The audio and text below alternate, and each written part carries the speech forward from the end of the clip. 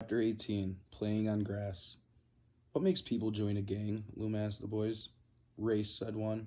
Money, protection, to be cool, to be men. What makes a gang different from the Fugees? Luma asked. They fight, they shoot each other. Once you're part of the gang, you can't get away.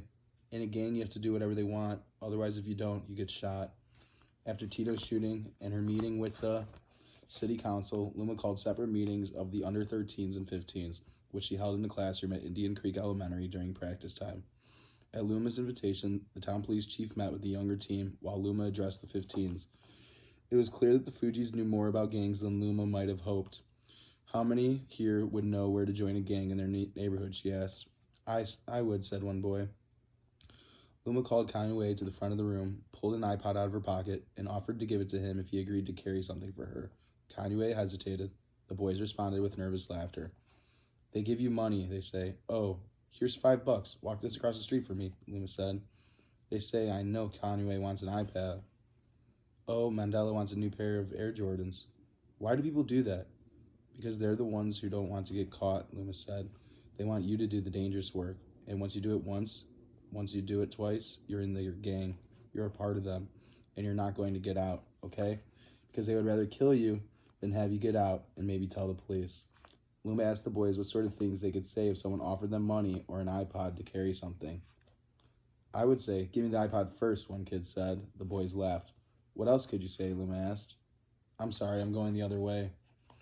You said if you do it like 3 or 4 times, you're in, said another kid. So Tito did it 3 or 4 times?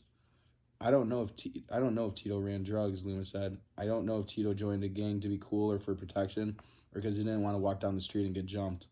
The boys frowned. This last point was one they could relate to. Walking through the complexes around town could be tough, since you never knew when you might be treading on someone else's turf. Who wouldn't want protection? Luma sensed the boys' discomfort. If I got beat up, I would want someone helping me out to beat them up, she said. The boys laughed. I would, Luma said, but what other ways could I look at it? What other things could I do? The boys called out in response. You could tell someone. You could tell the police. You could take another route. Right, Luma said finally. And if you keep getting beat up on the same road, take a different road. Luma let the message sink in for a few minutes. The classroom quieted, and several of the boys lowered their gazes to the floor in a quiet signal that they understood. If you keep getting beat up on the same road, take a different road. Luma had an announcement that proved she planned to practice what she had been preaching. The Fugees, she said, finished playing soccer at Indian Creek Elementary.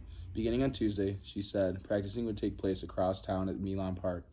The field was flat, she told them, with grass and no other soccer teams. Practicing there would let them play without distractions or fear for their safety. But it came with responsibility. You are the first soccer team to use that field, she said. You have to set an example so other people can use that field for soccer. Everyone would be expected to pick up trash in the park, so no one in town blamed the Fugees for any mess. To get to the field, the boys would have to walk past houses of older Clarkson residents in the neighborhood behind the library and community center.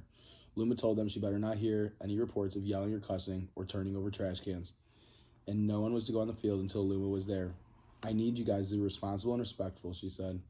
I know where the field is, one of the kids said, but I'm not sure if I can walk there. You don't walk, you don't practice, Luma said. Nobody here is in perfect shape. You all could use the exercise. Nobody has an excuse not to get to that field, she added. You don't want to play, don't show up. That's the field we're going to be playing on, okay? We're not going to be playing on this field, ever again. The boys could hardly believe their eyes when they showed up for their first practices in Milan Park. Compared with the Dust Bowl at Indian Creek Elementary, Armstead Field was perfect. A thick blanket of soft green grass covering the playing surface and scratched the players' backs when they splayed out for sit-ups and stretches. The field was surrounded on 3 sides by tall trees draped in a tangle of vines. On the 4th side was a steep hill with a crumbling set of concrete steps. The hill offered a stadium-like view of the field below. A chain-link fence formed an oval boundary around the field, forcing visitors on their way to the playgrounds and picnic tables on the far side of Milan Park to take a detour around the playing area. The Fugees truly had a home field to themselves. The beauty of the Fugees' new home was so extraordinary that it almost seemed like a joke. At an early practice, as the boys were scrimmaging, a gaggle of geese took flight from a pond on the other side of the woods. They flapped and honked noisily as they flew low over Armstead Field, startling the under 13s, who then began laughing at the idea that they had been spooked by a flock of birds. At another practice, the under-15s had gathered in a circle at midfield to stretch when they heard noises in the woods, snapping twigs and crushing of dry leaves. As the sound grew louder, the puzzled members of the 15s quieted and turned their heads in the direction of the hill alongside the field, just as a small herd of deer wandered into the clearing. The boys could hardly believe their eyes. "We should chase them," Hamdu Munganga whispered eventually to his teammates as they peered at the grazing animals. "Nah, Hamdu," said a lanky Sudanese midfielder named Kur. "We're not in Africa anymore."